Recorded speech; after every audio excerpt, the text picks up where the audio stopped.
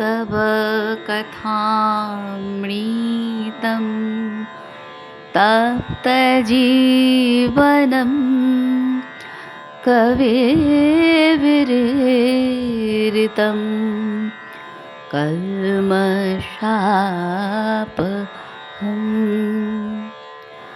श्रवणमङ्गलं श्रीमदाततं भुवि गृह्णन्ति ये भूरिदा जना भुवि गृह्णन्ति ये भूरिदा जना।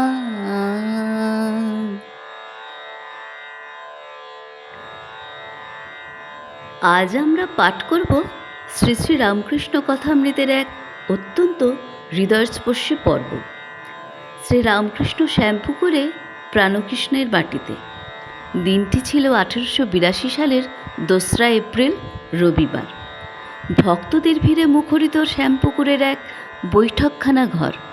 সংসার জীবনের দুঃখ, কষ্ট, মন খারাপ আর দিগ্ভ্রান্ত অবস্থার কথা যখন ভক্তরা একে একে তুলে ধরছেন, তখন ঠাকুর শ্রীরামকৃষ্ণদেব সেখানে পথ দেখাচ্ছেন। কিভাবে এই সংসারের গোলকধাতা থেকে মুক্তি পাওয়া যায়, কিভাবে ব্যাকুল প্রার্থনায় ঈশ্বরকে লাভ করা যায়। আসুন ঠাকুরের এই চিরন্তন অমৃতময় বাণী স্থির চিত্তে মনোযোগ সহকারে শ্রবণ করি। এবারে শুরু করি আজকের পাঠ। শ্রীরামকৃষ্ণ শ্যামপুকুরে প্রাণকৃষ্ণের বাটিতে। ঠাকুর শ্রীরামকৃষ্ণ কলিকাতায় আজ শুভাগমন করিয়াছেন। শ্রীযুক্ত প্রাণকৃষ্ণ মুখোপাধ্যায়ের শ্যামপুকুর বাটির দ্বিতলায় বৈঠকখানা ঘরে ভক্ত সঙ্গে বসিয়া আছেন। এইমাত্র ভক্ত সঙ্গে বসিয়া প্রসাদ পাইয়াছেন। আজ 2রা এপ্রিল, রবিবার, 1882 খ্রিস্টাব্দ, 21শে চৈত্র, 1288 সন, শুক্লা চতুর্দশী। এখন বেলা 1টা-2টা হইবে। কাপ্তেন ওই পাড়াতেই থাকেন। ঠাকুরের ইচ্ছা এ বাড়িতে বিশ্রামের পর কাপ্তেনের বাড়ি হইয়া তাহাকে দর্শন করিয়া কমলকুটির নামক বাড়িতে শ্রীযুক্ত কেশব সেনকে দর্শন করিতে যাইবেন। প্রাণকৃষ্ণের বৈঠকখানায় বসিয়া আছেন রাম, মনমোহন, কেদার, সুরেন্দ্র, গিরীন্দ্র, রাখাল, বলরাম, মাস্টার প্রভৃতি ভক্তেরাও উপস্থিত। পাড়ার বাবুরা ও অন্যান্য নিমন্ত্রিত ব্যক্তিরাও আছেন। ঠাকুর কি বলেন শুনিবার জন্য সকলে উৎসুক হইয়া আছেন। ঠাকুর বলিতেছেন, ঈশ্বর ও তাহার ঐশ্বর্য, এই জগৎ তার ঐশ্বর্য। কিন্তু ঐশ্বর্য দেখেই সকলে ভুলে যায়, যার ঐশ্বর্য তাকে খোঁজে না। কামিনী কাঞ্চন ভোগ করতে সকলে চায়, কিন্তু দুঃখ অশান্তিই বেশি। সংসার যেন বিশালাক্ষীর নৌকা দহে একবার পড়লে আর রক্ষা নাই। শেকুল কাটার মতো এক ছাড়ে তো আরেকটি জড়ায়। গোলক ধাঁধায় একবার ঢুকলে বেরোনো মুশকিল। মানুষ যেন ঝলসা পোড়া হয়ে যায়। একজন ভক্ত বলছেন, এখন উপায়? ঠাকুর বলছেন, উপায় সাধুসঙ্গ আর প্রার্থনা। বৈদ্যের কাছে না গেলে রোগ ভালো হয় না। সাধুসঙ্গ একদিন করলে হয় না, সর্বদাই দরকার। রোগ লেগেই আছে।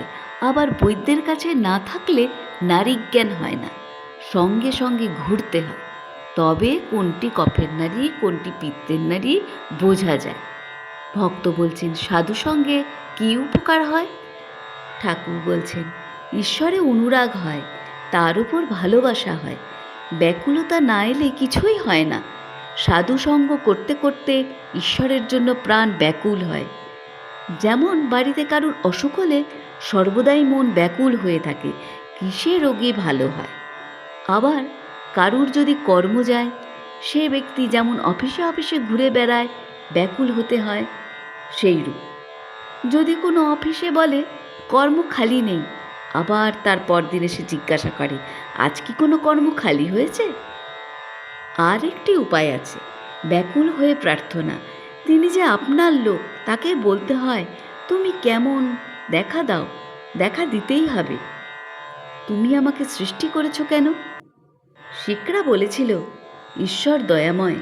আমি তাদের বলেছিলাম, দয়াময় কেন বলবো? তিনি আমাদের সৃষ্টি করেছেন যাতে আমাদের মঙ্গল হয়। তা যদি করেন, সে কি আর আশ্চর্য? মা বাপ ছেলেকে পালন করবে, সে আবার দয়া কি? সে তো করতেই হবে। তাই তাকে জোর করে প্রার্থনা করতে হয়। তিনি যে আপনার মা, আপনার বাপ। ছেলে যদি খাওয়া ত্যাগ করে, বাপ মা 3 বছর আগেই হিস্সা ফেলে দেয়। আবার যখন ছেলে পয়সা চায় আর পুনঃ পুনঃ বলে, মা তোর দুটি পায়ে পড়ি, আমায় দুটি পয়সা দে, তখন মা বেজার হয়ে আর ব্যাকুলতা দেখে পয়সা ফেলে দেয়। সাধুসঙ্গ করলে আরেকটি উপকার হয়, সদ অসৎ বিচার। সৎ নিত্য পদার্থ অর্থাৎ ঈশ্বর, অসৎ অর্থাৎ অনিত্য। অসৎ পথে মন গেলেই বিচার করতে হয়। হাতি পরের কলা গাছ খেতে সুর বাড়ালে সেই সময় মাহুত ডাঙস মারে। প্রতিবেশী এক বলছেন, মহাশয় পাপ বুদ্ধি কেন হয়? ঠাকুর বলছেন, তার জগতে সকল রকম আছে। সাধু লোকও তিনি করেছেন, দুষ্ট লোকও তিনি করেছেন। সদ্বুদ্ধি তিনিই দেন, অসদ্বুদ্ধিও তিনিই দেন। পাপীর দায়িত্ব ও কর্মফল। প্রতিবেশী, তবে পাপ করলে আমাদের কোনো দায়িত্ব নাই। ঠাকুর, ঈশ্বরের নিয়ম যে পাপ করলে তার ফল পেতে হবে। লঙ্কা খেলে তার ঝাল লাগবে না? সেজবাবু বয়সকালে অনেক রকম করেছিল, তাই মৃত্যুর সময় নানা রকম অসুখ হলো। কম বয়সে এত টের পাওয়া যায় না। কালীবাড়িতে ভোগ রাতবার অনেক সুন্দরী কাঠ থাকে। ভিজে কাঠ প্রথমে বেশ জ্বলে যায়, তখন ভেতরে যে জল আছে টের পাওয়া যায় না। কাঠটা পোড়া শেষ হলে যত জল পেছনে ঠেলে আসে ও ফ্যাচফোচ করে উনুন নিভিয়ে দেয়। তাই কাম, ক্রোধ, লোভ এসব থেকে সাবধানে থাকতে হয়। দেখো না, হনুমান ক্রোধ করে লঙ্কা দগ্ধ করেছিল। শেষে মনে পড়ল অশোক বনে সীতা আছেন, তখন ছটফট করতে লাগলো, পাছে সীতার কিছু হয়।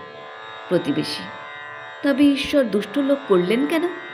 শ্রীরামকৃষ্ণদেব, তার ইচ্ছা, তার লীলা। তার মায়াতে বিদ্যাও আছে, অবিদ্যাও আছে। অন্ধকারেরও প্রয়োজন আছে। অন্ধকার থাকলে আলোর আরও মহিমা প্রকাশ হয়। কাম, ক্রোধ, লোভ খারাপ জিনিস বটে, তবে তিনি দিয়েছেন কেন? মহৎ লোক তৈর করবেন বলে। ইন্দ্রিয় জয় করলে মহৎ হয়। জিতেন্দ্রিয় কি না করতে পারে, ঈশ্বর লাভ পর্যন্ত তার কৃপায় করতে পারে। আবার অন্যদিকে দেখো, কাম থেকে তার সৃষ্টিলীলা চলছে। দুষ্ট লোকেরও দরকার আছে। একটি তারকের প্রজারা বড়ই দুর্দান্ত হয়েছিল, তখন গোলক চৌধুরীকে পাঠিয়ে দেওয়া হলো। তার নামে প্রজারা কাঁপতে লাগলো। এত কঠোর শাসন, সবই দরকার। সীতা বললেন, রাম, অযোধ্যায় সব অট্টালিকা হতো তো বেশ হতো। অনেক বাড়ি দেখছি ভাঙা পুরনো।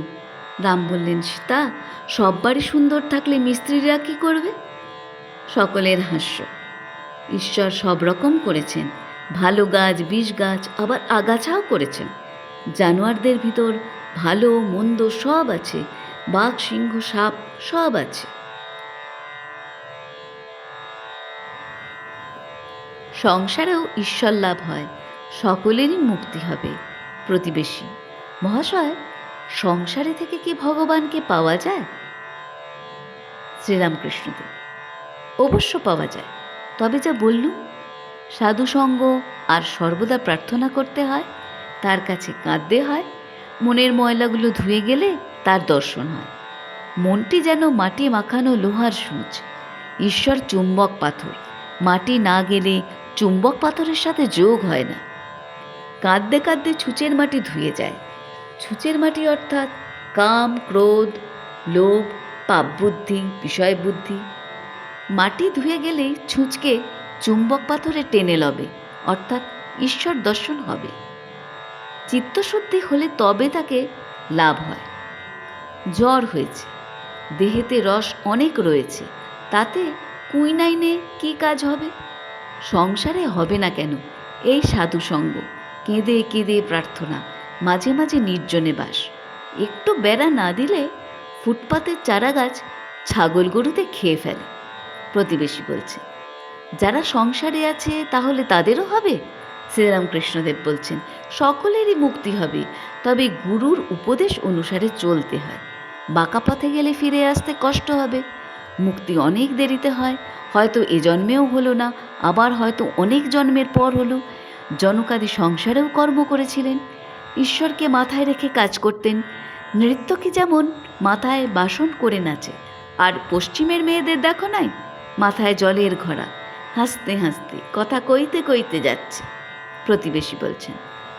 গুরুর উপদেশ বললেন, গুরু কেমন করে পাবো? শ্রীরামকৃষ্ণদেব বলছেন, যে সে লোক গুরু হতে পারে না। বাহাদুরি কাঠ নিজেও ভেসে যায়, অনেক জীবজন্তুও চড়ে যেতে পারে। হাবাদে কাঠের ওপর চড়লে কাঠও ডুবে যায়, যে চড়ে সেও ডুবে যায়।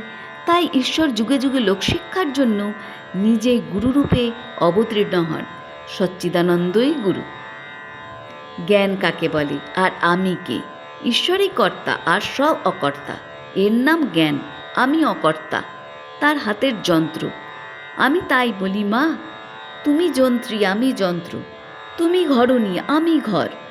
আমি গাড়ি, তুমি ইঞ্জিনিয়ার। যেমন চালাও তেমনি চলি, যেমন করাও তেমনি করি, যেমন বলাও তেমনি বলি। নাহং নাহং তুহু তুহু। আজকের পাঠটি এখানেই সমাপ্ত হলো। এতক্ষণ আমরা শুনলাম শ্যামপুকুরে ভক্তদের সাথে শ্রীরামকৃষ্ণের সেই অমূল্য কথোপকথন।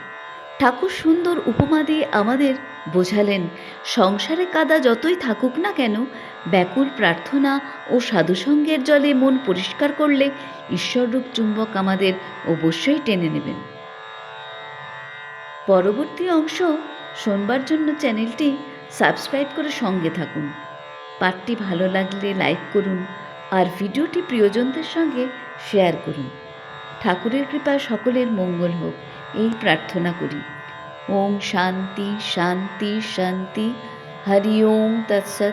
শ্রীরামকৃষ্ণার্পণমস্তু।